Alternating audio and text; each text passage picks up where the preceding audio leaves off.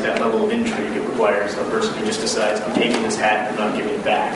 But a guild that decides to be meticulous about the way that it handles itself and who's allowed to have access to what, there won't be a way to sort of game the system and infiltrate such as it is. Again, the Eve example is one that has a really very specific type of behavior. In order for you to really abuse the system, there really isn't just a mechanism in place that makes that possible. But at the same time, we've seen it in World of Warcraft, which has a very, very simple guild bank system. You see people raiding the guild bank. But again, that comes down to a situation if a game is set up in such a way that anybody that joins the guild is able to take things out of the guild bank, then yes, in a situation like that. I think we need to explain this. Guilds can set the rules themselves, so it's up to them. Yeah, that's done in both World of Warcraft. I mean, would even have the guiding and social budgets, which took more than 12 months to set up. Well, this isn't really an EVE Online. No, it's not. But at the same time, the players have a tendency to do things that. Well, there's the million monkeys and a million typewriters problem you always run into with MMOs, where it's impossible to predict every single possible behavior in advance. What we have done is built systems that it's unforeseeable to us for a player to abuse the system. If, on the other hand, we find a situation where players can, in fact, abuse some structure that's in place, we have no problem patching that out of the game. We've been doing this for the better part of a decade, and with Camelot, when we came across exploits of that sort, we went in and addressed them at the time. As far as we know, from the ground up, everything's being designed to sort of circumvent that, but we'll address any sort of new and emerging problems as they come up. The boss fight for the city, do you instance those off as well? Like the Karl Franz fight and The final fight, the boss? Yes. Do you instance those off? Yes. In doing so, you've got 3 chances, so if you've got 3 instances, then you get 3 deaths of that boss.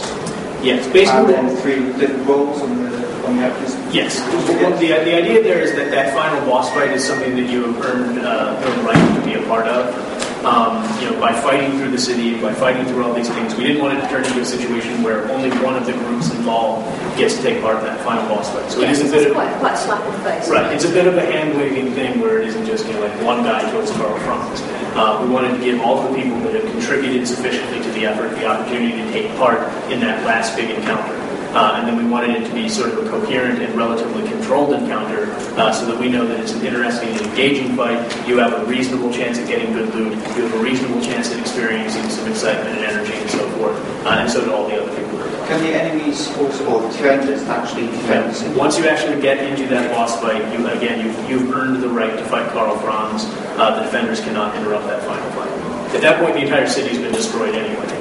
So basically, if there are, for example, like 200 people at that, and they all really put huge effort in getting the city. So how the fight will be resolved then? There will be 200 you fighting, or the final number of individual groups that we will allow into one boss fight instance will be divided up among those people, and we will instance off that many versions of the fight. So it's potential that one group will succeed, one group will fail, one group will fight to a draw, that kind of thing.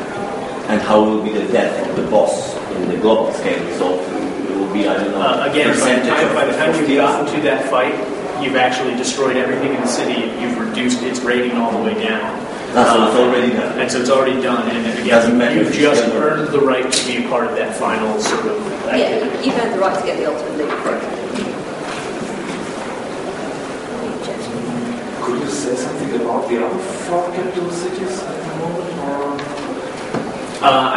Structurally, they're almost the same in terms of the facilities that they'll offer, the type of things that you'll see. So, and the boss fights. Boss fights, so it'll be Malekith instead of Karl Franz and things of that sort.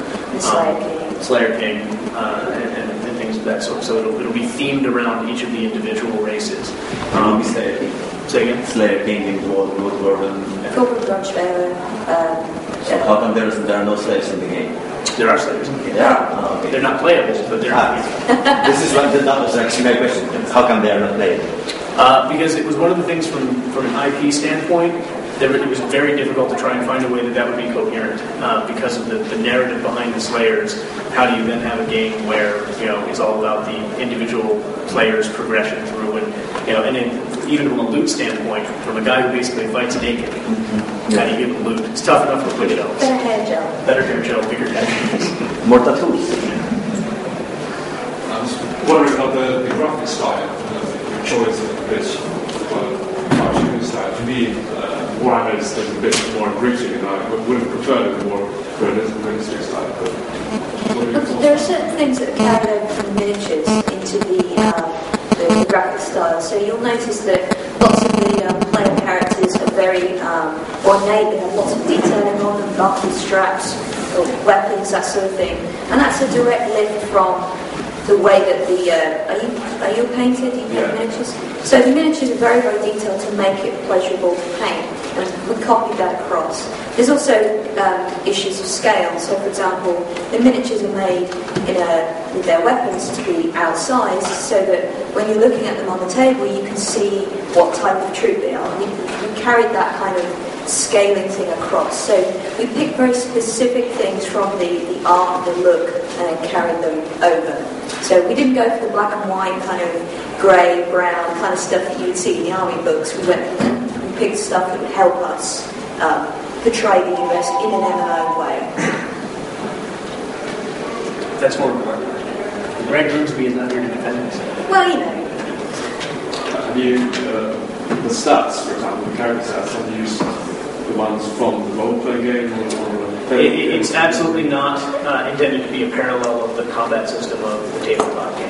There are occasional nods to it, so you'll see Like things, slaughter margin, that sort of thing. slaughter margin and things like that. There will be statistics that are sort of lovingly named after things from the tabletop game, but we're not trying to mirror that. Again, the Warhammer IP is more than just the tabletop game. We are building a completely unique version of that experience. About the separate Go ahead. instancing of the siege of the capital city, what about the area park? When you can village the city, there are courtiers. Each part of the city is divided also by instances based on each side of the walls you put down, or something like that. Basically, what happens is that the cities have ratings.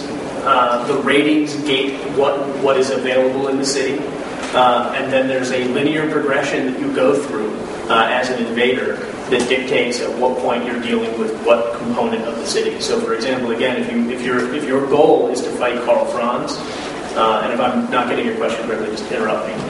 If your goal is to fight Karl Franz, you have to fight your way through all of his defenders first. You have to take out the Bright Wizards who are providing artillery support. You have to take out the Sigmarite Temple that's providing melee support. You have to take out the street defenders that are basically offering sort of skirmish support. And then once you've fought your way through all those different lines, then you get to fight the final boss in the city. So it's not really dictated in terms of instances or anything. It's literally you have to deal strategically with defenses in the city.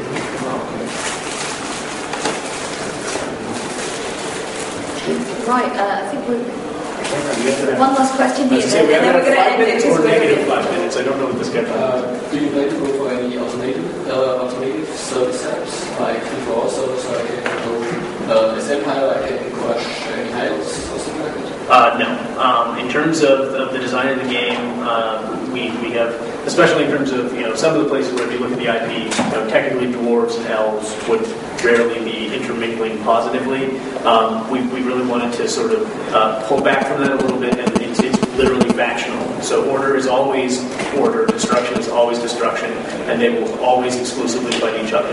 There will be things like dueling and so forth, but there's not ever going to be a sort of like order on order version of the world. But you can do your own faction.